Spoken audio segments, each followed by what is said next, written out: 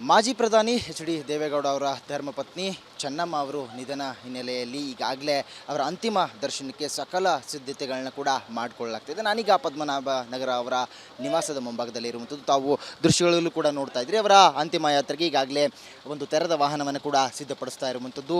ಇವತ್ತು ಪದ್ಮನಾಭನಗರದ ವಾಜಪೇಯಿ ಕ್ರೀಡಾಂಗಣಕ್ಕೆ ಮನೆಯಿಂದ ಪಾರ್ಥಿವವನ್ನು ಆ ಒಂದು ಕ್ರೀಡಾಂಗಣಕ್ಕೆ ಶಿಫ್ಟ್ ಮಾಡುವಂಥ ಕೆಲಸವನ್ನು ಮಾಡ್ತಾರೆ. ತಾವು ದೃಶ್ಯಗಳು ನೋಡ್ಬೋದು. ಆ ತೆರೆದ ವಾಹನವನ್ನು ಅಲಂಕಾರ ಮಾಡೋದಕ್ಕೆ ಈಗಾಗಲೇ ತುಳಸಿಯನ್ನಾಗಿರ್ಬೋದು, ಹೂಗಳನ್ನ, ಗುಲಾಬಿ ಹೂಗಳನ್ನಾಗಿರ್ಬೋದು, ಅವೆಲ್ಲವನ್ನು ಕೂಡ ಈಗ ಇಲ್ಲಿ ತಂದಿರುವಂಥದ್ದು. ಆ ಮುಖಾಂತರವಾಗಿ ಆ ಒಂದು ತೆರೆದ ವಾಹನವನ್ನು ಅಲಂಕರಿಸಿ ಆ ಒಂದು ತೆರೆದ ವಾಹನದಲ್ಲಿ ಅವರ ಪಾರ್ಥಿವವನ್ನು ಶಿಫ್ಟ್ ಮಾಡ್ತಾರೆ. ಅಲ್ಲಿಂದ ಕ್ರೀಡಾಂಗಣಕ್ಕೆ, ವಾಜಪೇಯಿ ಕ್ರೀಡಾಂಗಣಕ್ಕೆ ತೆರಳುವಂಥದ್ದು. ಅಲ್ಲಿ ಸಾರ್ವಜನಿಕರಿಗೆ ಒಂದು ವ್ಯವಸ್ಥೆಯನ್ನು ಕೂಡ ಮಾಡಲಾಗುತ್ತೆ. ಜೊತೆಗೆ ಈಗ ಅಂದರೆ ಇವತ್ತು 11 ಗಂಟೆಯವರೆಗೂ ಕೂಡ ವಾಜಪೇಯಿ ಕ್ರೀಡಾಂಗಣದಲ್ಲಿ ಅಂತಿಮ ದರ್ಶನಕ್ಕೆ ವ್ಯವಸ್ಥೆ ಮಾಡಿಕೊಡಲಾಗುತ್ತೆ. ಸಾರ್ವಜನಿಕರ ಅಂತಿಮ ದರ್ಶನಕ್ಕೆ ವ್ಯವಸ್ಥೆ ಮಾಡಿಕೊಡಲಾಗುತ್ತೆ. ತಾವು ದೃಶ್ಯಗಳಲ್ಲಿ ಕೂಡ ನೋಡ್ತಾ ಇರ್ಬೋದು ಯಾವ ರೀತಿಯಾಗಿ ತೆರೆದ ವಾಹನವನ್ನು ಸಿದ್ಧತೆಯನ್ನು ಕೂಡ ಮಾಡ್ಕೊಳ್ತಾ ಇದ್ದಾರೆ. ಇನ್ನು 11 ಗಂಟೆಯ ಬಳಿಕ ಹೊಳೆ ನರಸೀಪುರದತ್ತ ಅಂತಿಮ ಯಾತ್ರೆ ಸಾಗಲಿದೆ.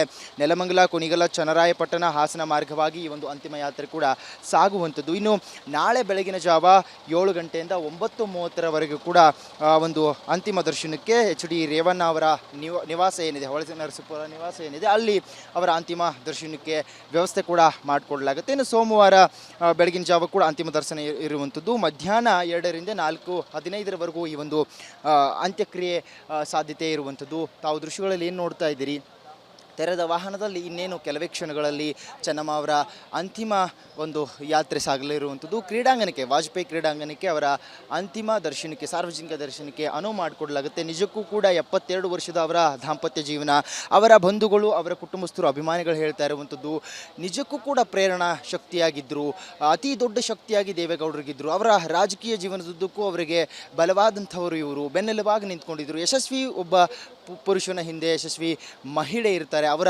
ಬೆಂಬಲ ಇರುತ್ತೆ ಅನ್ನುವಂಥ ವಾಕ್ಯಕ್ಕೆ ಇವರು ಉದಾಹರಣೆಯಾಗಿದ್ದಾರೆ ಅನ್ನುವಂಥದ್ದನ್ನು ಇಲ್ಲಿ ಬಂದಿರುವಂಥ ಅವರ ಅಭಿಮಾನಿಗಳು ಜೊತೆಗೆ ಬಂಧುಗಳು ಹೇಳ್ತಾ ಇರುವಂಥದ್ದು. ಇನ್ನು ಮೊಟ್ಟ ಮೊದಲ ಬಾರಿಗೆ 1994ರಲ್ಲಿ ಎಲೆಕ್ಷನ್ಗೆ, ಚುನಾವಣೆಗೆ ಏನು ಸ್ಪರ್ಧೆ ಮಾಡಿದರು ದೇವೇಗೌಡ ಅವರು, ಆ ಸಂದರ್ಭದಲ್ಲಿ ಚುನಾವಣೆಯ ಡೆಪಾಸಿಟ್ ಹಣಕ್ಕಾಗಿ ಇವರು ತಮ್ಮ ಒಡವೆಗಳನ್ನು ಕೊಟ್ಟಿದ್ದರು. ಜೊತೆಗೆ ಗುತ್ತಿಗೆದಾರ ಆಗಿದ್ದರು ದೇವೇಗೌಡ ಅವರು. ಆ ಒಂದು ಮೊದಲ ಕಾಂಟ್ರಾಕ್ಟ್ನ ಪಡಿಬೇಕಾದ್ರೆ ಆ ಹಂತದಲ್ಲೂ ಕೂಡ ಅವರು ನಿಜಕ್ಕೂ ಆ ಒಂದು ಹಣದ ಸಹಾಯವನ್ನು ಮಾಡಿದರು.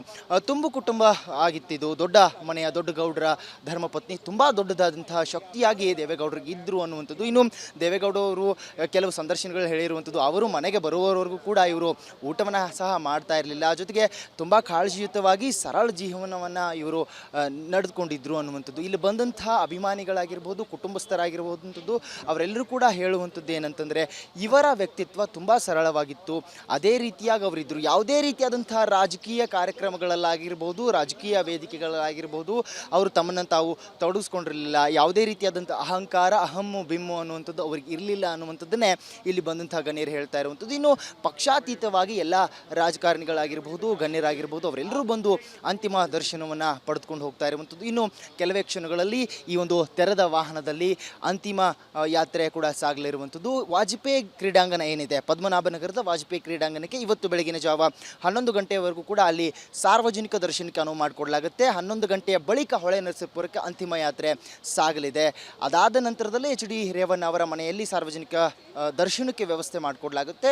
ಆ ಬಳಿಕ ಸೋಮವಾರ ಸಂಜೆ ಅಷ್ಟೊತ್ತಿಗೆ ಅಂತ್ಯಕ್ರಿಯೆ ನಡೆಯಲಿದೆ ಅನ್ನುವಂಥದ್ದು ಈಗ ಬರ್ತಾ ಇರುವಂತಹ ಮಾಹಿತಿ.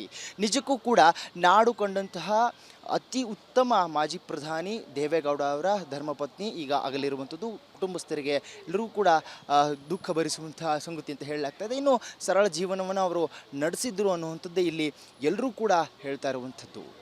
ಕ್ಯಾಮ್ರಾ ಪರ್ಸನ್ ಶಿವು ಜೊತೆ ಅರವಿಂದ್, ರಿಪಬ್ಲಿಕ್ ಕನ್ನಡ, ಬೆಂಗಳೂರು.